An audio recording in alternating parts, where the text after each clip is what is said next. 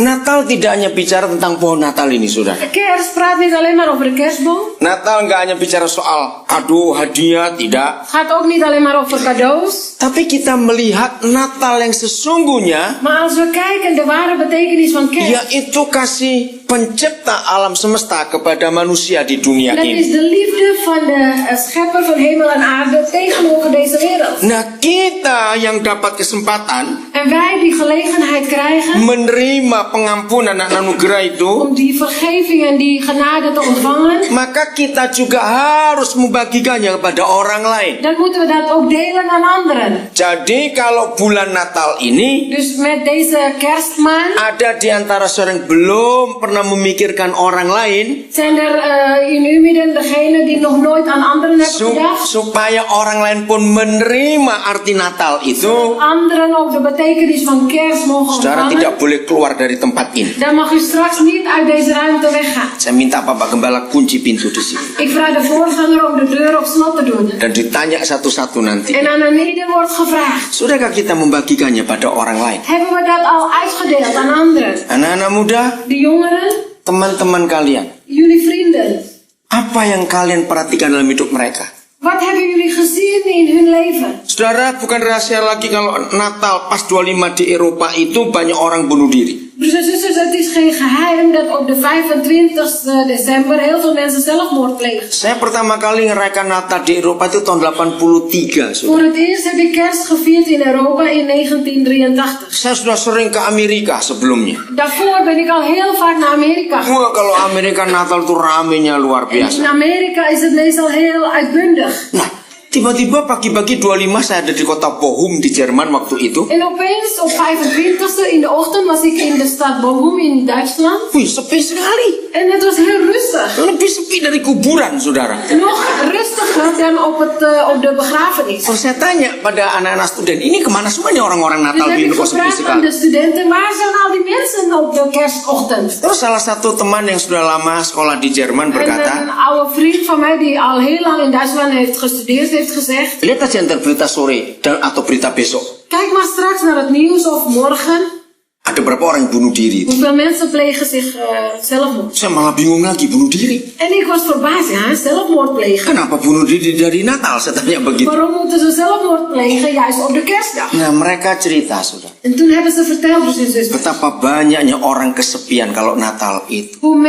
hoeveel mensen zich eenzaam voelen op de kerstdag. Karena nggak ada keluarga. Want ze hebben geen familieleden. Bisa bayangkan. Dan kunt u dat voorstellen. Saudara lihat, Natal itu dimulai dengan keluarga. En u ziet zelf, de kerst is begonnen met een gezin. Maka itu kenapa tradisi di negara-negara Kristen seperti Eropa ini En daarom de traditie in christelijke landen zoals Europa selalu bersama keluarga kalau is dat Natal je itu. dan bij elkaar komt als een gezin op een kerstdag. Tapi karena gereja sudah merosot dalam kebenaran, Maar omdat de kerk eigenlijk afdwaalt in de waarheden, justru ketika banyak orang merindukan keluarga, juist wanneer mensen zo'n verlangen hebben in een gezinssfeer, keluarga berantakan semua. de gezinnen vallen uit elkaar. Lalu banyak orang kesepian. En heel veel mensen voelen zich dan eenzaam. Bukan seks yang mereka Ze butuhkan, hebben geen seks nodig. bukan uang yang mereka Ze butuhkan, hebben geen geld nodig. bukan kebaktian gereja yang mereka En niet butuhkan, eens een kerkdienst wat ze nodig hebben. tapi sebuah penerimaan, saudara. Maar ze hebben nodig acceptatie. Nah, penerimaan ini hanya bisa dilakukan oleh keluarga. En deze acceptatie kunnen we alleen geven als een gezin. Maaf, saya nyimpang sedikit soal Teddy tadi. Sorry als ik een beetje afwijk van wat Teddy zojuist heeft gezegd. Saudara, dia itu adalah salah satu dari sekian banyak anak jalanan yang saya temukan. Broers en zusters, hij is een van de vele zwerfkinderen die ik heb ontmoet. Jadi, ketika mereka jumpa Yesus lewat saya, Dus toen zij Jezus ontmoetten via mij, hidupnya berubah luar biasa. zijn leven veranderde buitengewoon. Nanti tanggal 30 Desember ini sampai 1 Januari, En straks op 30 december tot 1 januari sebetulnya anak-anak itu selalu ingin kalau bisa akhir tahun untuk kami kumpul bersama istri saya. Deze kinderen hebben het verlangen om bij elkaar te komen samen met mijn vrouw bij Oud en Nieuw. Dan sudah lama saya 31 Desember tuh nggak di Indonesia, kami pasti keliling ke banyak tempat. En al heel lang ben ik niet in Indonesië op 31 december. Nah, nanti 30 Desember ini kami ada waktu untuk kumpul dengan mereka. Maar straks op 30 december maken we tijd om met hen te zijn. Saudara, kalau kumpul tuh ratusan anak, saudara. En broers en zusters, dan komen er honderden kinderen bij elkaar. Ini hari-hari ini saya lagi sibuk karena mereka banyak masuk email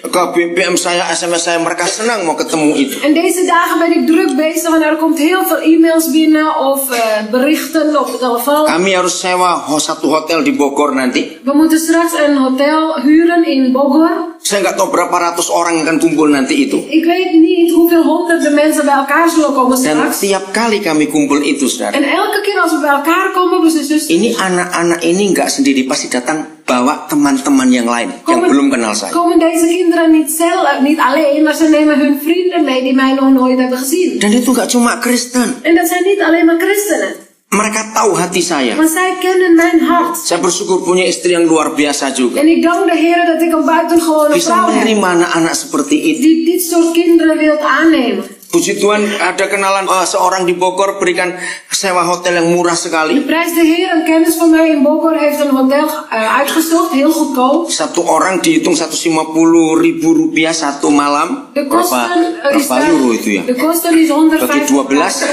ya, 12 euro. Ongeveer 12 euro per persoon per nacht. Tapi jangan dibilang itu murah. Kalau 300-an anak seberapa puluh juta itu Maar je bayarnya moet niet dua zeggen malam. dat het goedkoop is, want stel als het Ja, 300 300-an anak. kinderen zijn, dan is het best wel veel. Ini saya lagi tawar makanan untuk cateringnya satu yang untuk sarapan saya dapat 8.500 rupiah. Saya bilang murah. Ik ben nu aan het afdingen over de kosten van het ontbijt. 8.500 kira-kira. 8.500 rupiah, 6 euro Enggak sampai in de satu. ochtend. Nih, enggak sampai 1 euro. 60 cent. Iya, jangan bilang murah juga. Kalau kali 300 kali berapa hari itu berapa juga itu. Dus je moet niet zeggen dat het goedkoop is, maar als we het vermenigvuldigen met 300, dan is het nog steeds. Saya dapat veel. makan siangnya 12.500. En 1 Itu 1 euro, lebih dikitnya. Iya. 1 euro voor lunch per Lalu persoon. untuk makan malamnya mereka minta 15.000 sampai 17.000. Oke, saya bilang begitu. En voor in avondeten vragen ze iets meer dan 1 euro. Ik Itu, zeg oké. itu waktu yang paling indah buat mereka, saudara. Want dat zijn nou mooie momenten voor hen, broers en zusters. Kayak Teddy ini sudah nyekolahkan 2 anak jalanan, saudara. En deze Teddy heeft al 2 zwerfkinderen naar school gestuurd. Begitu dia lulus, dia bisa kerja, dia nyekolahkan anak. Zodra hij klaar was met school,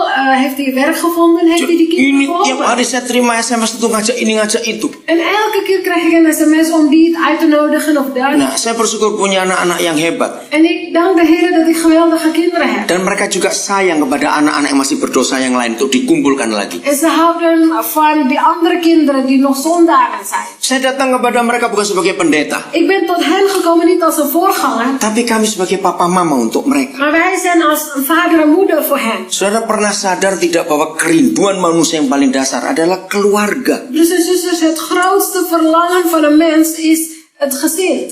Kata keluarga itu segala-galanya, saudara. Want het woord gezin is alles voor hen. Semua dimulai dari keluarga, Alles is begonnen bij het gezin. baik maupun buruk, Slechte dingen, maar ook goede dingen. selalu dari keluarga.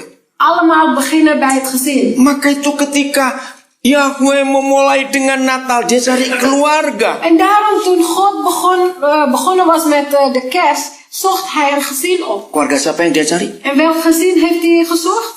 Yusuf dan Maria.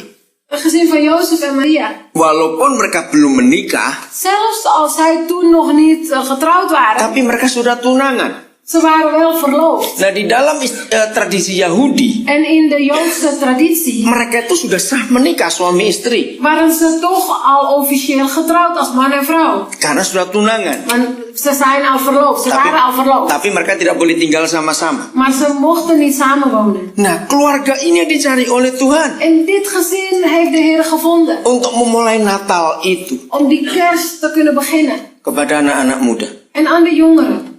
Izinkan saya mewakili ayah ibumu Sta me toe om je ouders te vertegenwoordigen. untuk minta maaf Om mij te verontschuldigen. kalau kami nggak jadi papa mama yang baik untuk kalian. Als wij geen goede vader en moeder zijn voor jullie. Ampuni kami. vergeef ons. Tapi kami berharap Maar wij hopen kalau kalian nanti menikah dan membentuk keluarga, dat straks wanneer jullie getrouwd zijn en een gezin vormen, jadilah papa mama yang baik untuk anak-anak kalian. wees dan een goede vader en moeder voor je eigen kinderen. Karena kerusakan mereka Want wanneer ze kapot gaan, itu karena kerusakan kita orang tua, saudara. komt het ook door onze tekortkomingen als ouders. Setuju tidak kalau saya ngomong ini? Bent u met me eens als ik dit zeg? Apa saja yang mereka dapat dari kita di dalam rumah, Wat zij ook ontvangen van ons in het huis, itu yang mereka lakukan di luar rumah. zullen ze dat ook in praktijk brengen buiten het huis. Ya, saya nggak ada waktu untuk menerangkan itu. Ik heb niet veel tijd om dit verder uit te leggen,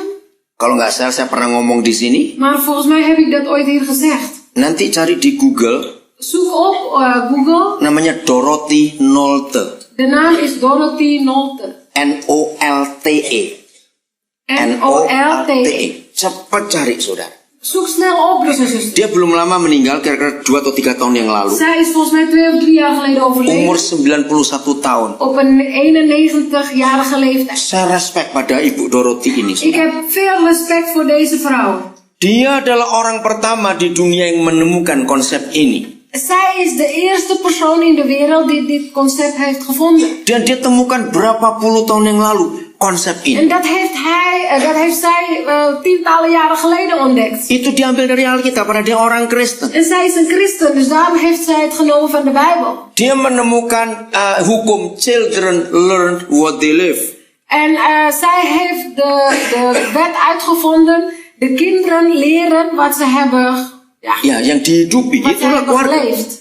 En dat is dus in het gezin. Jadi gini, kalau saudara pernah lihat anak-anak kecil, cari perhatian, isengnya luar biasa. Dus als u kijkt naar kleine kinderen die altijd maar aandacht zoeken, ze doen er alles aan om aandacht te Suka krijgen. mengganggu apa saja, cari perhatian. Ze doen er alles aan om aandacht te krijgen. Dorothy Nolte menulis karena di rumah dia kurang perhatian. En Dorothy Nolte heeft geschreven dat het komt omdat die kinderen thuis weinig aandacht krijgen. Anak-anak yang di luar rumah, di sekolah, di kelas, di jalanan, suka pukul, ganggu temannya, merusak ini, merusak itu. De kinderen die buiten het huis op school anderen pesten of dat en dit vernietigen. Karena di rumah diperlakukan kasar juga oleh orang tuanya. Dat komt omdat ze thuis ook grof wordt behandeld. Tapi kalau anak-anak di dalam rumah diberi penghargaan, diberi kasih sayang, Maar wanneer de kinderen in het huis de liefde krijgen, de aandacht, maka di luar rumah dia akan jadi anak yang manis. dan zullen ze ook lieve kinderen worden buiten het huis. Nah, itu penemuan Dorothy Nolte, saudara. En dat is de ontdekking van Dorothy Nolte, broers en zusters. Saya nggak bisa ceritakan semua itu. Ik kan dit niet verder uitleggen.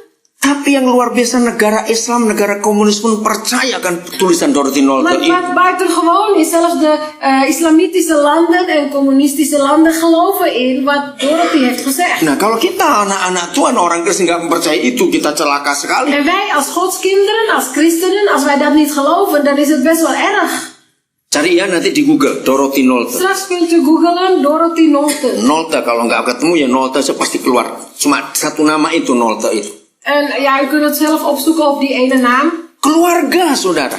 Het gezin, broers en zusters. Apa yang kita buat berdua di rumah, Alles wat wij met z'n tweeën doen thuis, itu yang diterima dan dilakukan anak-anak di luar rumah. worden gevolgd en worden ook nagedaan door die kinderen buiten het huis. Keluarga, lagi sekali. Nogmaals, het gezin. Betapa setan membenci keluarga. Hoeveel haat de duivel heeft jegens het gezin. Kalau Paulus sudah ketemu, boleh dibaca nanti di sini bahasa Belandanya. Bisa ketemu nggak? Dorothy Nolte, coba cari ya, supaya langsung bisa dibaca di sini nanti. Oke, saya lanjutkan. Als broer Paul het gevonden heeft, dan kunnen we het oplezen hier.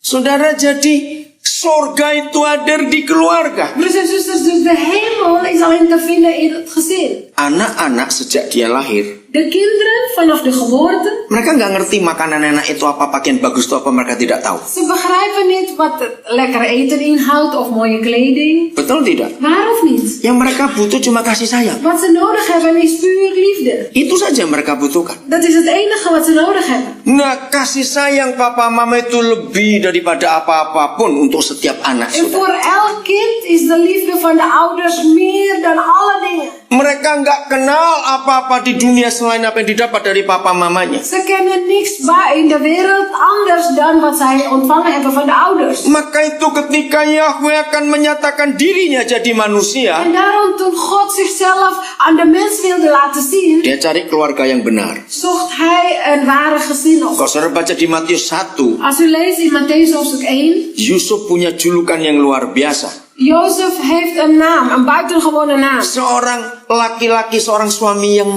tulus hatinya. Ayat 21, Matius 1. Mattheüs 1 vers 21. Betul ada ayat itu ya? Bagaimana Yusuf? Nah ini yang dicari. Oh, sebelumnya sebentar. Ayat yang ke-19. Ya, maaf. Mattheüs 1 vers 19. Ya, silakan dibaca. Daar nu Jozef, haar man, rechtschapen was en haar niet in opspraak wilde brengen, was hij van zins in stilte van haar te scheiden. Natal dimulai dari seorang suami yang hatinya tulus. De kerst is begonnen bij een man met een oprecht hart. Natal dimulai dengan seorang suami yang bisa dipercaya oleh surga. De kerst is begonnen met een man die het vertrouwen krijgt van de hemel. Suami-suami, papa-papa yang hadir hari ini, De mannen en de vaders die hier zijn, mari kita tanya pada diri kita sendiri. laten we onszelf afvragen. Di mata anak-anak kita, In de ogen van onze kinderen, mereka melihat kita, menilai kita seperti apa? hoe beoordelen zij ons? Hoe kijken ze naar ons op? Ketika kita melakukan sesuatu bersama istri kita, Want wanneer wij iets doen samen met onze vrouwen, apa yang anak-anak nilai tentang seorang ayah dan suami ini? wat voor oordeel geven die kinderen dan naar onze daden? Saudara, mengapa iblis selalu memasukkan kebencian, kemarahan dalam hidup kita suami istri? Dus waarom geeft de duivel altijd haat en nijd in het leven van een man en vrouw? Sehingga perkara-perkara kecil bisa jadi besar dalam pernikahan Dat kita. zelfs kleine dingen iets heel groots kunnen worden. Maaf, saya ngomong ini jangan ada yang tersinggung. Sorry dat ik dit zeg, wees niet, voel niet gekwetst. Berapa banyak suami-suami kalau mempunyai istri yang susah dimengerti, nggak mau tahu dan semuanya, terus mulut kita cerita ke teman-teman kita yang lain. Hoeveel mannen van ons die een onredelijke vrouw hebben, dan gaan wij dan over haar vertellen aan onze vrienden. Lalu istri kita jadi jelek di mata teman-teman kita. En onze vrouw wordt dan zwart gemaakt in de ogen van onze vrienden. Lihat Yusuf ini. Kijk naar Jozef. Pasti sebagai laki-laki normal. Hij was natuurlijk een normale man. Nyentuh dia aja enggak, nyium juga enggak, kok Toto hamil ini ngapain? Maaf, saya ngomong Hij heeft ini. die vrouw niet eens aangeraakt, niet eens gezoend en toch werd ze zwanger. Betul tidak, saudara? Waarom niet? Ayo, zuster? sejujur-jujurnya kita sebagai laki-laki nggak ngapa-ngapain dia kok Toto hamil ini. Hoe eerlijk Maaf, wij saya ook zijn ngomong. als een man zijnde, nou, als we niet eens aanraken en ze worden zwanger. Tapi lihat Alkitab nulis apa tentang Yusuf. Maar kijk toch naar de Bijbel, hoe de Bijbel schrijft over Jozef. Dia tutup mulutnya. Hij hield zijn mond dicht. Luar biasa bukan? Buitengewoon Dia toch? nggak jelek-jelekan Maria. Hij maakte Maria niet zwart. Suatu hari saya baca ilustrasi bagus. Op een dag heb ik een hele mooie illustratie gelezen. Ada satpam security di mall besar. Ini di Jakarta Er is ceritanya. een bewaker in een groot winkelcentrum in Jakarta. Jadi tiap kali dia tugas sebagai satpam security di situ, En elke keer als hij daar aan het werk is, als een bewaker, dia tuh melihat ada suami istri yang jalannya gandengan tangan terus. dan kijkt hij naar een man en vrouw die altijd hand in hand lopen. Nah, berkali-kali dia ngelihat itu. Meerdere malen heeft hij hen opgelet. Yang dia lihat selalu sama. En elke keer ziet hij dezelfde dingen. Suaminya yang pegang kuat tangan istrinya.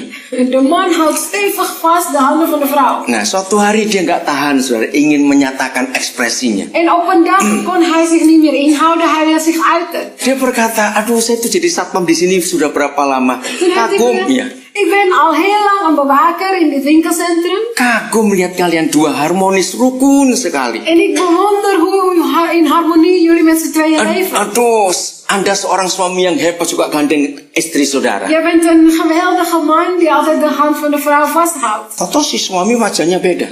En het gezicht van de man veranderde opeens. Ini gandeng bukan karena harmonis, karena dia suka belanja. Saya tahan tangannya. Ik hou haar hand vast, niet omdat het in harmonie moet zijn, maar ze houdt van winkelen, dus ik moet haar meenemen. Loh, tertawa dulu. Gaat u maar eens lachen. Jadi gandengan tangan belum tentu harmonis, saudara. Dat ze hand in hand lopen wil niet zeggen dat ze in harmonie leven. Mari para suami kita tanya pada diri kita sendiri. En mannen, laten we allemaal onszelf vragen.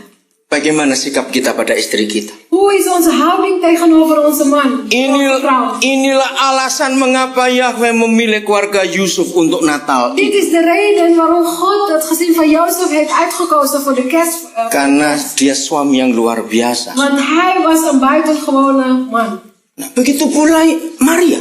Zo was het ook met Maria. Apa yang lebih dari dia? Wat was opvallend bij Maria? Saudara percaya kalau zaman itu di Israel masih banyak gadis atau perawan? Gelooft u dat in die tijd nog heel veel maagden rondliepen in Israël? Betul tidak, saudara? Waarom niet, broers en zussen? Karena hukum masih ketat berlaku. Want de wet was nog steeds heel streng gevolgd. Ketahuan berzina, mati, saudara. Als ze overspel pleegden, dan worden ze gedood. Nah, bayangkan kalau Papa di surga nyuruh Gabriel, pokoknya kamu cari gadis sana. Stel, de hemelse vader gaf een opdracht aan Gabriel om een maagd te vinden. Siapa yang mau hamil? Wie wil nou zwanger worden? Belum menikah. Ongetrouwd. Saudara bisa bayangkan sibuknya Gabriel tiap hari naik turun surga dunia. Kunt u dat voorstellen? De engel Gabriel, hij was zo druk bezig de hemel op en af. Kenapa sibuknya? Waarom was hij nou zo druk? Ya mana ada gadis yang mau hamil sebelum menikah? Want welke maagd wil nou zwanger worden zonder getrouwd te zijn? Jadi Papa di surga harus menemukan sebuah syarat. Dus de hemelse vader moest een voorwaarde geven. Gadis mana yang mau mengikuti syarat ini? En kijken welke maagd aan dit voorwaarde voldoet. Maka itu dia langsung tunjuk Maria. En daarom heeft hij direct aangewezen Maria. Sehingga Gabriel nggak perlu naik turun terus tiap hari. Dus dan hoeft turun naik, de hemel op en af elke dag. Bayangkan kalau nggak ada syarat itu, Tuhan sudah ketemu sekian ratus, nggak ada yang mau hamil itu, ya besok lagi, bilang gitu. Gabriel zou misschien gezegd hebben, Heer, ik heb al zoveel maagden gevonden, maar ze willen het niet. Ja, volgende dag weer. Besok dia turun lagi. Morgen gaat hij weer turun. Ketemu banyak gadis. Komt hij weer heel veel maagden. Nggak ada yang mau, Tuhan. Maar niemand wil het, Heer. Nah, dia ketemu Maria, sekali aja dia turun dari surga. En hij opeens ontmoette hij Maria. Ternyata Maria itu seorang yang taat, saudara. Blijkbaar was Maria een gehoorzame vrouw. Saya menemukan sebuah istilah untuk Maria. Ik heb een term gevonden speciaal voor Maria. Maria itu fleksibel. Maria is flexibel. Lentur, tahu bahasa Indonesia lentur ya? Ja, is flexibel. Di apa-apakan dia mau. Is buigzaam. Ditekuk dia diam. Als het wordt gebogen, dan blijft zij stil. Dia dilipat dia diam. Wordt gevouwen, dan blijft ze stil. Diluruskan dia diam. Wordt recht gemaakt, dan blijft ze ook stil. Pokoknya nyerah saja.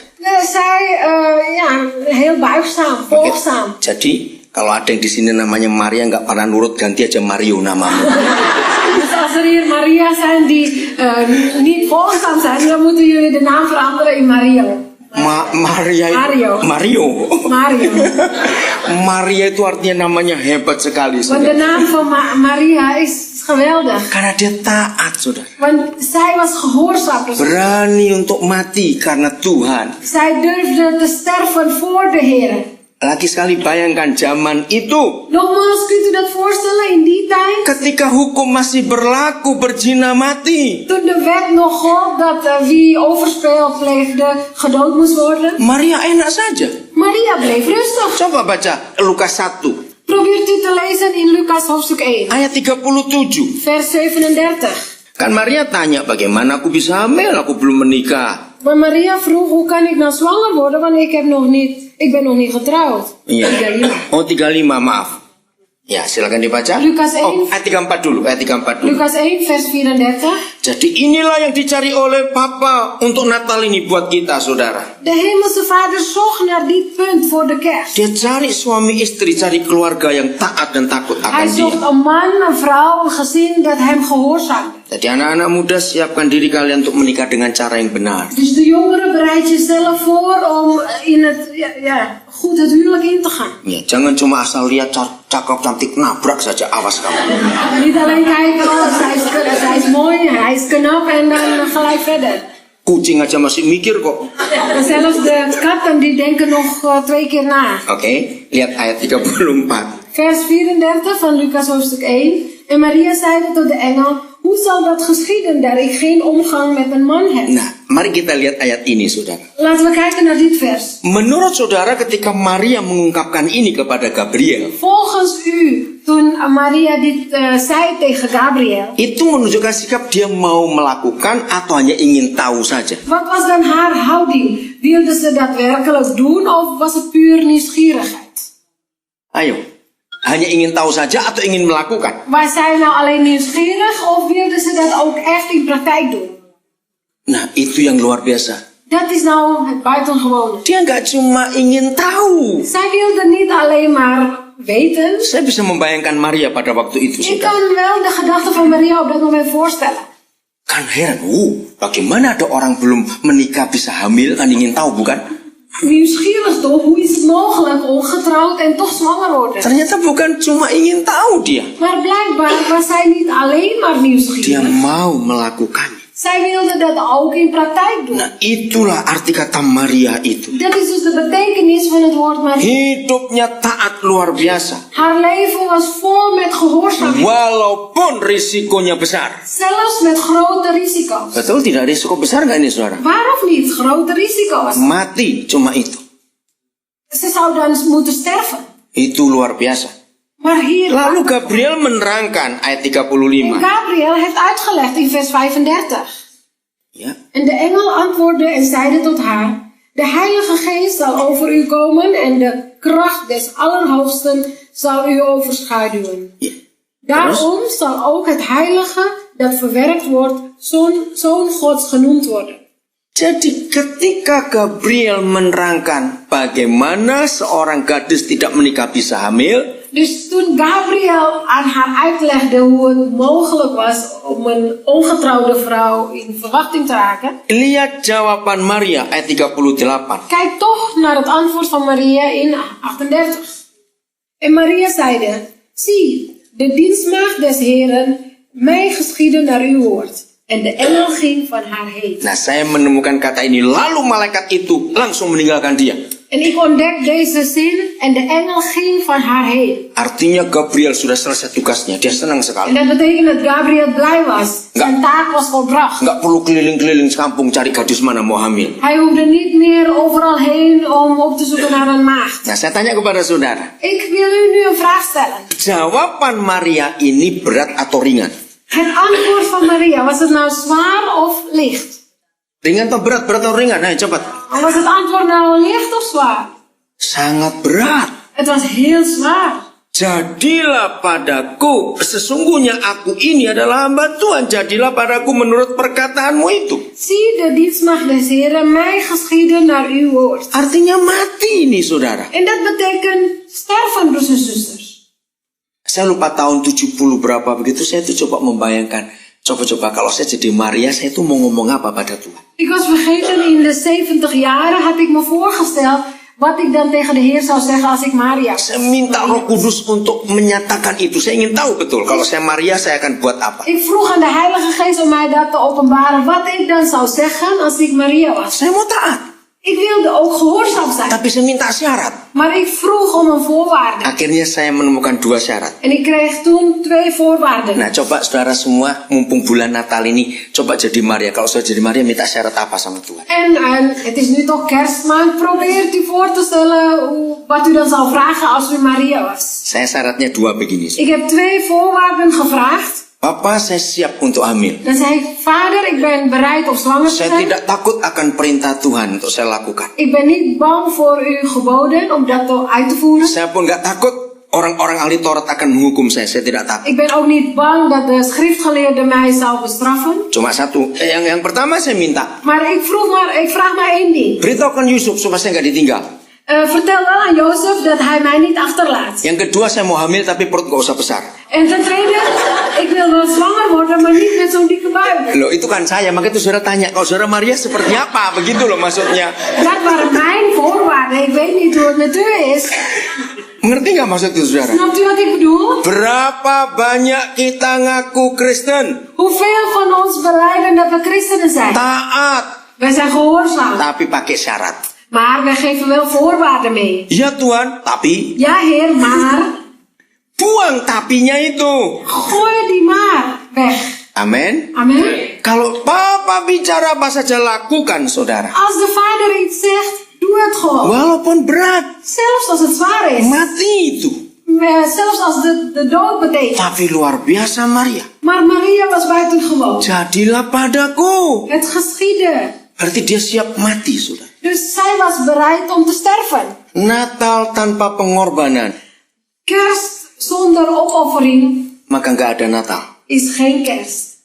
Seringkali kita berkorban hanya untuk kelompok kita dan diri kita saja. Vaak geven we alleen maar offers voor onze eigen groep, voor onszelf. Saya tidak tahu berapa banyak di antara saudara pernah lihat film dari Hollywood judulnya Pay It Forward. Ik weet niet hoeveel van u een film heeft gezien. Pay It Forward. Pay it forward. Apa bahasa Vooruitbetalen. Vooruitbetalen. Pernah lihat film itu tuh film bagus sekali, saudara. Heeft u ooit die film gezien? Een hele mooie film. Itu film Kristen. Dat is een christelijke film. Tapi itu umum, film umum. Maar het is wel een algemene film. Nah, ternyata ceritanya dari seorang anak muda. Blijkbaar kwam het verhaal van een jongeman. Saya bacakan asal mula film itu, Ik saudara. zal even de oorsprong van die film oplezen. Judulnya Pay It Forward, saya akan bacakan.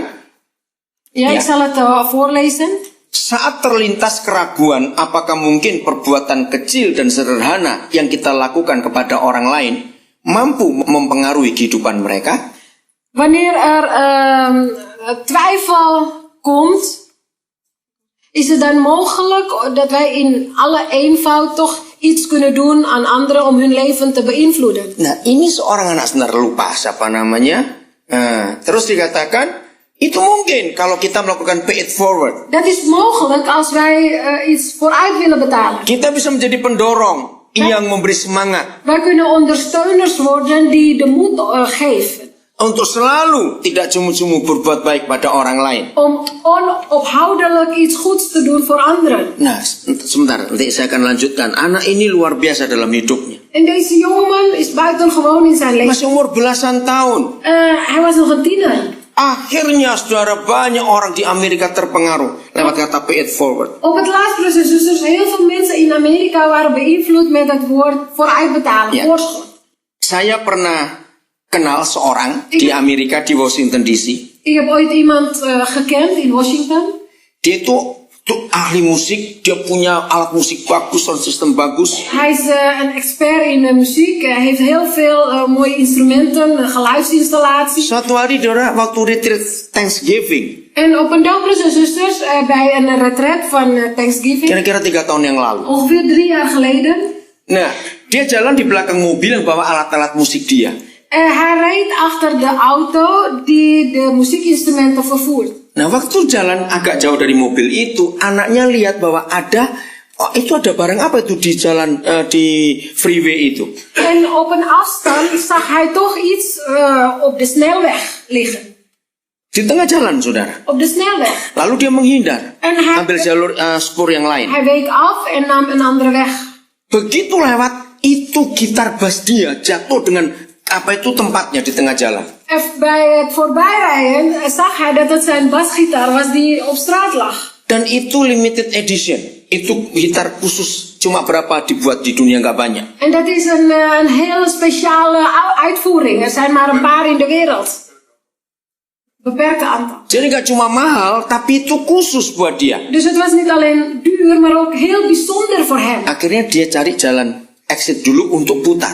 Dus hij nam de uitgang om zeg maar te draaien. Belum lama, nggak sampai 30 menit, sudah tidak ada barang itu. Maar nog niet lang geleden, 30 minuten niet eens, was die gitaar al verdwenen. 3 kali dia balik, saudara. En 3 keer heeft hij omgekeerd, Tidak ketemu.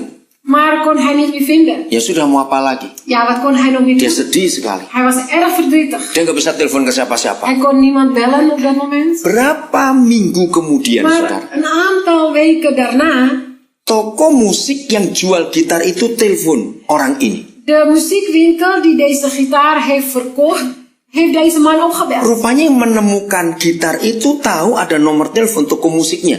Want degene die die gitaar heeft gevonden, kon het telefoonnummer van de winkel vinden. Lalu orang ini kaget, kenapa kamu bisa tahu gitarku ada di tokomu lagi? En deze persoon was verbaasd. Hoe weet jij nou dat mijn gitaar nu wel weer in jouw winkel is? Nah, ada seorang ibu yang telepon katanya. Toen heeft deze winkelier gezegd, er was een mevrouw die opgebeld heeft. Dia menemukan gitarmu di jalan tol itu, di freeway itu. En deze vrouw heeft jouw gitaar gevonden op de snelweg. Lalu yang punya toko ini cerita, kamu tahu ibu itu telepon ke sekian ratus toko musik. En deze winkelier heeft verteld dat deze mevrouw honderden muziekwinkels heeft opgebeld. Untuk cari nomor seri ini siapa yang punya. Om achter te komen deze serienummer van welke winkel dat is. Of welke eigenaar behoort. Nah, saudara bisa bayangkan.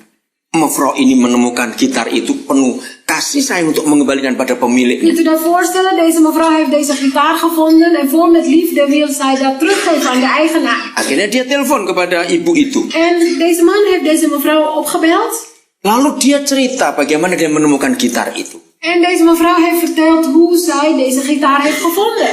Nah, ternyata ketika dia menemukan itu kan winter kalau November akhir, saudara. En eind november, dan is het wintertijd, best wel koud. Begitu dia menemukan gitar itu, dia tuh minggir. Toen deze vrouw de gitaar vond, ging zij eventjes naar de kant toe. Dia buka bagasi belakang.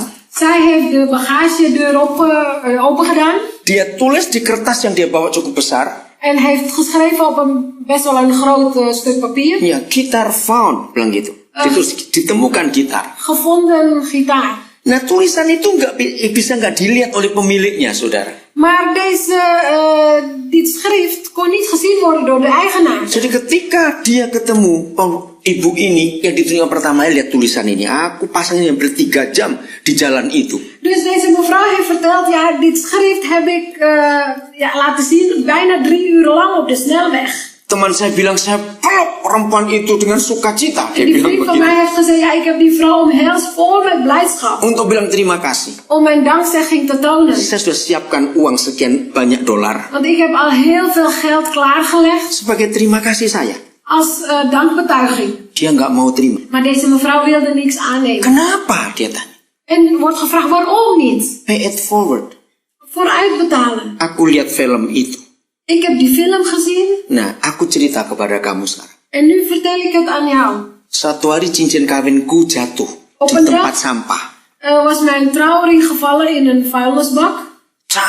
Cari tidak ketemu. Ik heb overal gezocht, maar kon niet vinden. Lalu suami saya berpikir. En mijn man die dacht. Kita harus ke tempat pembuangan sampah. Dat wij naar een vuilnisbel moeten gaan om het te zoeken. Tapi saya bilang itu usulnya nggak masuk akal. Maar toen heb ik gezegd, nou, geen denken aan. Dat berapa ton sampah itu? Hoeveel ton vuilnis ligt daar? Tapi suaminya ngotot, ya coba saja. Maar de man wilde per se, ja, we kunnen toch proberen. Saudara, dia datang betul ke tempat sampah. Dus de zusters, zij zijn naar de stortplaats van de vuilnis gegaan. Ternyata di Amerika itu ada tempat yang beda-beda hari pembuangannya itu kapan. En in Amerika is het heel gestructureerd per dag. Ya, tapi walaupun itu sulit juga carinya. Dan nog is het best wel lastig om het te vinden. Seorang petugas di situ, een bewaker daar, ketika mendengar itu cincin kawin, dia bongkar sampah segitu banyak, saudara. Toen hij het hoorde dat het ging om een trouwring, dan heeft hij al die vuilnis, zeg maar, doorzocht. Dia bilang, kamu pulang, nanti kalau ketemu aku telepon kamu. Hij zei, ga maar naar huis, als ik hem vind, dan bel ik je op. 3 hari kemudian ditelepon ibu ini, saudara. 3 dagen daarna werd deze mevrouw opgebeld. Cincin kawinnya ketemu. Zij hebben haar trouwring gevonden. Itu kan betul-betul ajaib. Dat is toch wonderbaarlijk. Sambil menangis dia ingin kasih hadiah kepada petugas itu. Huilende wilde ze graag een cadeau geven aan die werker. Dia bilang, pay it forward. En toen heeft die medewerker gezegd, vooruitbetalen. Karena aku lihat film itu. Omdat ik die film heb gezien. Saudara bisa bayangkan. Kunt u dat voorstellen? Apa yang kita buat untuk Natal tahun ini? Wat hebben we gedaan voor de kerst dit jaar? Kita terima gratis dari Bapa di surga. We krijgen het gratis van de Hemelse Vader. Amin. Amen. Jangan minta balasan apa-apa. Vraag geen vergelding. Pay it forward. Maar betaal het vooruit. Itulah Natal. Want dat is kerst. Maria mau memberi. Maria wilde geven. Maka dunia jadi selamat seperti ini. En daarom werd de wereld behouden. Nah, saya bacakan. Ini percobaannya dimulai seorang anak namanya Trevor. De naam is Trevor. Ya, Singkat cerita, Trevor memutuskan bahwa 3 orang yang akan menjadi bahan eksperimen adalah mamanya sendiri. Om het verhaal kort te maken, Trevor heeft besluit genomen dat er 3 mensen een proefkonijn zouden zijn. En 1 daarvan is de moeder. Yang menjadi single parent. Als alleenstaande moeder. Seorang pemuda gembel yang selalu dilihatnya di pinggir jalan. Een zwerver die hij elke keer ziet op de weg. Dan seorang teman itu orang yang kedua, jadi mamanya pertama, lalu gembel itu. Dus 3 personen. Ten eerste is de moeder en ten tweede is die straat. Yang ketiga adalah teman sekelas yang selalu diganggu oleh sekelompok anak-anak nakal. En de derde persoon is de klasgenoot die altijd gepest wordt. Nah, Trevor melihat bahwa mamanya yang sangat kesepian, Trevor heeft gezien dat de moeder best eenzaam is. tidak punya teman untuk berbagi rasa. Die heeft geen vriendinnen of vrienden om zich te kunnen uiten. Telah menjadi pecandu minuman keras, jadi pemabuk. En alcoholverslaafde. Trevor berusaha menghentikan kecanduan mamanya. En Trevor deed moeite om de moeder van die verslaving af te helpen. Dengan cara rajin mengosongkan isi botol minuman keras yang ada di rumah mereka. Door de flessen elke keer leeg te maken. Dia juga mengatur rencana supaya mamanya bisa berkenalan dengan guru sekolah Trevor sendiri. Jadi dijodohkan oleh anaknya ini. Hij heeft ook plannen gemaakt zodat de moeder de leraar van hem tegenkomt. Sang mama yang melihat perhatian si anak yang begitu besar menjadi terharu. En het hart van de moeder was bewogen door de aandacht van het kind. Saat sang mama mengucapkan terima kasih, toen de moeder dankjewel zei, Trevor berpesan pada mamanya, pay it forward. Heeft Trevor een boodschap meegegeven, betaal het vooruit. Sang mama yang terkesan dengan yang dilakukan Trevor terdorong untuk meneruskan kebaikan yang telah diterimanya itu dengan pergi ke rumah ibunya. De moeder was onder de indruk van de daad van het kind, dus zij heeft besloten om dat door te geven aan haar moeder. Jadi mama en omanya Trevor. Dus de oma van Trevor. Hubungan mereka telah rusak selama bertahun-tahun. Hun relatie is al jarenlang kapot. Mereka tidak pernah bertegur sapa. Zij groeten elkaar niet. Kehadiran sang putri untuk meminta maaf dan memperbaiki hubungan di antara mereka. Maar de aanwezigheid van de dochter om zich te verontschuldigen en de relatie weer te herstellen, membuat nenek Trevor begitu terharu. Beweegt toch het hart van de oma van Trevor. Saat nenek Trevor mengucapkan terima kasih kepada anak perempuannya. En toen die oma dankjewel zei tegen haar eigen dochter, mamanya Trevor berkata, pay it forward, mam. Heeft de moeder van Trevor gezegd, vooruit betalen, mam. Sang nenek begitu bahagia karena putrinya mau memaafkan dan menerima dirinya kembali. En die oma was zo gelukkig omdat haar dochter haar weer wilde aannemen en accepteren. Meneruskan kebaikan tersebut dengan menolong seorang pemuda. En die wilde de goedheid doorgeven aan een andere persoon, een jongeman. Yang sedang ketakutan karena dikejar segerombolan orang. Die op dat moment in angst leefde omdat hij achterna gezeten werd door een groep. Lalu si oma mengajak dia masuk ke mobilnya. En de oma heeft die jongen gevraagd om in haar auto te stappen. Ketika para pengejarnya sudah pergi, nadat die groep criminelen weggingen, si pemuda mengucapkan terima kasih kepada si oma. Heeft deze jongeman deze oma bedankt. Oma berkata, pay it forward, nak. En oma heeft gezegd, vooruit betalen, jongen. Si pemuda yang terkesan dengan kebaikan si nenek. En deze jongeman was zo onder de indruk van de goedheid van deze oma. Terdorong meneruskan kebaikan tersebut dengan memberikan nomor antriannya di rumah sakit. En hij wilde het weer doorgeven door het wachtnummer in het ziekenhuis kepada seorang gadis kecil yang sakit parah. Te geven aan een klein meisje dat ernstig ziek was. Untuk lebih dulu mendapatkan perawatan. Zodat zij eerst geholpen werd. Ayah si gadis kecil begitu berterima kasih kepada si pemuda. En de vader van dat klein meisje was zo dankbaar voor deze jongeman. Si pemuda berpesan kepada ayah si gadis itu. En de jongeman heeft gezegd tegen de vader van het meisje, pay it forward, sir. Betalen vooruit betalen, meneer. Ayah si gadis kecil yang terkesan dengan kebaikan si pemuda. En de vader van het meisje was zo onder de indruk van de goedheid van deze jongen. Terdorong meneruskan kebaikan tersebut. En wilde die goedheid weer doorgeven. Dengan memberikan mobilnya kepada seorang wartawan TV. Door zijn auto te geven aan een journalist op tv. Karena mobilnya terkena kecelakaan pada saat sedang meliput suatu berita. Want de auto van die journalist was kapot gegaan door een ongeluk tijdens het nieuws. Saksi wartawan berterima kasih. Deze journalist heeft bedankt. Ayah si gadis berpesan, pay it forward. En de vader van het meisje heeft als boodschap gezegd. Sang wartawan yang begitu terkesan kepada kebaikan ayah si gadis. En die journalist was zo onder de indruk van de goedheid van deze vader. Bertekad untuk mencari tahu dari mana asal muasalnya istilah pay it forward. Hij was vastbesloten om te weten wat de oorsprong was van de vooruitbetaling. Jiwa kewartawanannya mengajak dia untuk menelusuri mundur. En daarom ging hij verder onderzoeken. Mencari informasi permulaan dari si ayah.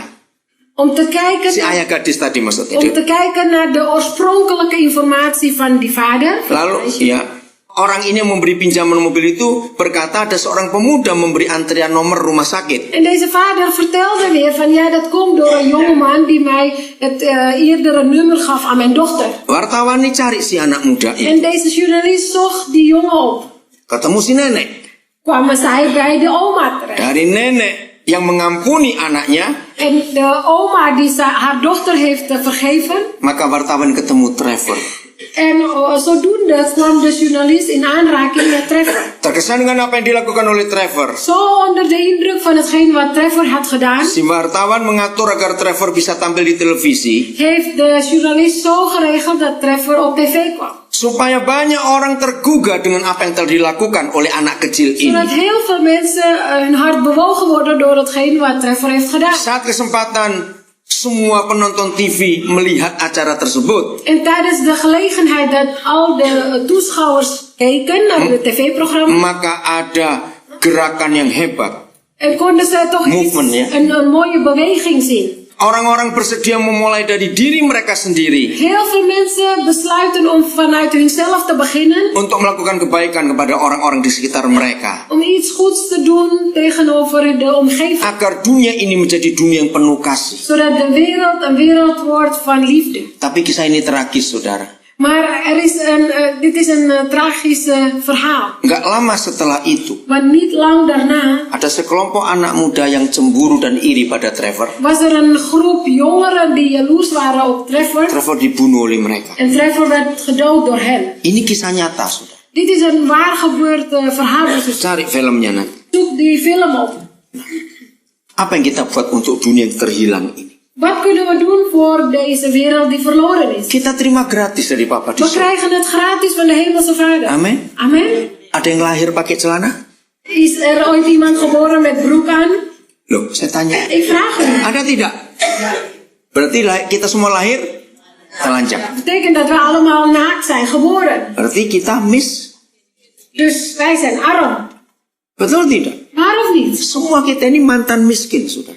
Ieder van ons is ooit arm geweest. Karena kita lahir telanjang. Maar wij zijn naakt Kalau geboren. kita bisa seperti ini, En als wij toch nog zo kunnen zijn, karena Papa yang berikan berkat itu untuk dan kita. komt het door de Vader die zijn zegen geeft. Biarlah kita ingat orang lain. Dus laten we ook denken aan anderen. Kemarin saya tunjukkan kepada Sus Trace foto seorang anak kecil umur 4 tahun. Gisteren heb ik aan zus Trace een foto laten zien van een kind, 4 jaar oud. Nah, yang kirim tidak memberitahu ini siapa. Degene die het gestuurd heeft niet laten weten wie het is. Cuma disebut anak Caleb Suhanda. Er wordt alleen gezegd, de zoon heet Caleb Suhanda. Nah, saya kenal Caleb Suhanda itu. De zoon of het kind van Caleb Suhanda en Caleb Suhanda ken ik. Lalu saya tanya, Dus heb ik ini gevraagd, anaknya siapa? van wie is dit kind? Saya lupa, saudara, ini anak yang waktu masih bayi. Ik was vergeten, broers en zussen, dit kind toen die nog baby was, Dibuang oleh orang tuanya. werd weggegooid door de ouders. Lalu ketemu keluarga Caleb Suhanda. En het gezin van Caleb Suhanda heeft Saya mempertemukan gevonden. itu. Ik heb ze bij elkaar gebracht. Ternyata sudah 4 tahun, saya lupa, saudara. En het kind is nu al 4 jaar oud en Nanti ik ben het kalau vergeten. saya lihat fotonya, cakep sekali anaknya. En als u naar de foto ziet, zo knap is deze jongen. Terus saya nangis. En ik moest huilen. Bayangkan kalau dulu dibuang anak ini. Stel als dit kind weggegooid werd. Saya akan akhiri dengan satu nama. Ik zal eindigen met 1 naam. Steve Jobs. Steve Jobs. Betul?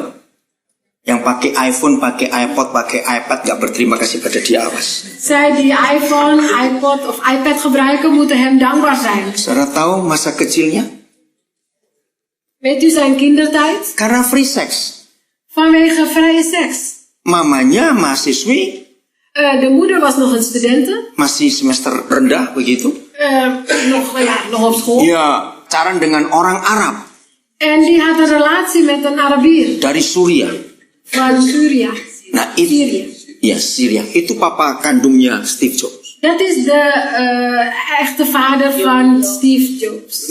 De biologisch vader van Steve Jobs. Kandungan umur 5 bulan, En toen de moeder 5 maanden in verwachting was, opa-omanya Steve Jobs dari pihak mama marah. de opa en oma van Steve Jobs van de moederskant werden boos. Mereka paksa gugurkan anak ini. Ze hebben gedwongen om abortus te plegen. Tapi mamanya bilang tidak. Maar de moeder heeft gezegd nee. Waktu masih umur 5 bulan dalam kandungan itu, En nog maar 5 maanden in de verwachting mamanya kenal keluarga Jobs. kwam, Thomas Jobs namanya. kwam de moeder met familie Jobs, Thomas Jobs, in aanraking. Paul Jobs. Of Paul Jobs. Jadi Paul Jobs ini mengadopsi Steve Jobs sejak masih umur 5 bulan dalam kandungan. Dus Paul Jobs heeft Steve Jobs geadopteerd vanaf dat hij nog 5 maanden oud was, in de moederschoot nog. Dalam tahun 2011 ini, saudara, En in dit jaar, 2011, saya dapat 8 bayi yang dibuang, saudara. heb ik 8 baby's gevonden die verworpen zijn. Banyak orang yang tahu, kok saudara, di Indonesia orang yang tahu saya selalu titipin anak, saya ambil, Dus saudara. in Indonesië kennen ze mij en zeggen ze, oh, kan ik mijn kind meegeven. Nah, maka itu ketika Steve Jobs meninggal, Dus toen Steve Jobs overleed, 5 Oktober yang lalu, 5 oktober jongsleden, saya menceritakan banyak kepada orang yang saya temui. heb ik heel veel verteld aan iedereen die ik tegenkom. Jangan pernah bunuh anak-anak tidak berdosa dalam kandungan itu. Dood geen ongeboren kinderen. Bayangkan kalau Steve Jobs digugurkan waktu itu. Want stel als Steve Jobs op dat moment gedood was, Betul, nggak ada iPhone, nggak ada iPad di dunia. dan hebben we geen iPhone, geen iPad. Luar biasa, bukan? Buitengewoon toch? Maka itu saya selalu mencari anak-anak yang terbuang itu. Ayo, ikut kami. En daarom zoek ik altijd naar kinderen die verworpen zijn. Kom, volg ons. Saudara, yang jadi anak-anak kami ada cukup banyak yang hasil-hasil perkosaan. Broers en zusters, onze kinderen zijn ook heel veel het resultaat van de verkrachtingen. Jadi yang dibuang, saya mau buktikan kepada dunia Dus ik wil het bewijs leveren aan de wereld bahwa anak-anak itu nggak pernah bersalah. dat deze kinderen onschuldig zijn. Kita yang bersalah. Wij zijn degene die schuldig zijn. Ngerti, Cak? Natal itu, saudara.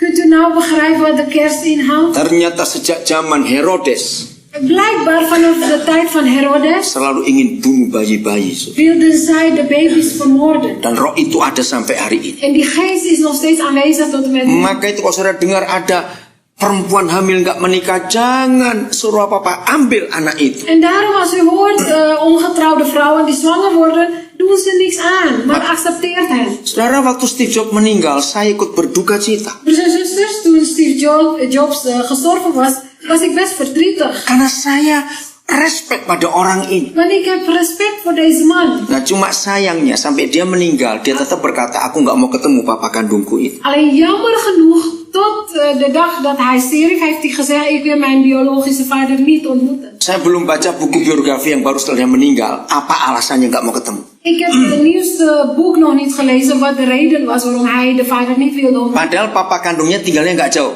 Terwijl de biologische vader niet ver van hem woont. Dia tinggal di Silicon Valley. Die woont in Silicon Valley. Papanya tinggal di Fresno. En de vader woont in Fresno. Itu kira-kira kalau naik mobil 2 jam, saudara. Misschien 2 uur rijden. Nah, itu alasan dia, saya nggak tahu. Maar ik ken de reden van hem dus niet. Tapi dunia mengakui, Maar de wereld beleidt walaupun Steve Jobs anak yang dibuang, dat zelfs dat Steve Jobs een verworpen kind was, tapi semua orang menyebut dia the family man. heeft heel veel mensen, nee, iedereen noemt hem family man. Dia sayang istri dan sayang anak-anaknya luar biasa. Want hij houdt zoveel van zijn vrouw en zijn kinderen. Nah, Buitengewoon. saya cari dari mana dia belajar itu. Dus ik heb onderzocht, hoe kan hij dat nou leren? Nah, itu teorinya Dorothy Nolte ditemukan. En toen kwam ik erachter dat hij de tekst van Dorothy Nolte had Karena gevonden. papa mama angkatnya itu sayang dia luar biasa. Want de adoptieouders, die hielden zoveel van hem. Sehingga Steve Jobs nggak merasa anak angkat. En daarom voelde hij zich niet als een adoptiekind. Karena punya papa mama yang luar biasa. Want